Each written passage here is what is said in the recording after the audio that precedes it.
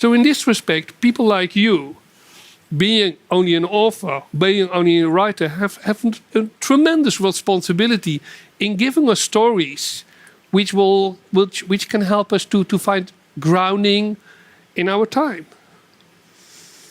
Yes, for instance, what Dita said about, and you said also, about so-called human nature, what really it is. This is the question for you, George, because you are an expert as a religious man. But I would expect from the science to say something about it, to be very carefully research really in all, on many fields. What's going on with human nature? Is it true that altruism is so important, that we are not competitive beings, but rather altruistic one?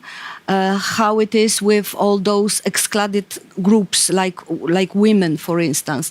What is their role in the history and the building of society, and all those things which sometimes we treat as obvious.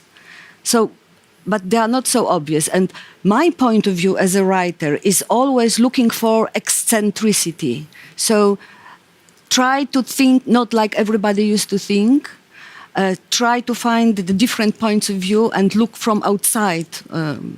Well, I want to reassure you, because what I want to tell you is that science and literature, or science and art, are very, very similar. Many people make great distinctions and so on, but the thought process is that science is led by methodological advance. So we had to know about DNA to be able to produce sequences, to be able to provide information which allowed us to overturn a previous knowledge into a current knowledge, which is equally fragile. Knowledge is always fragile. Why is it fragile? Because we live in a very dynamic world, very interactive world, a much bigger world, 2.5 billion at the beginning of the century, last century, 7.8 billion at the moment. It's dynamical, and second, it is not context-free.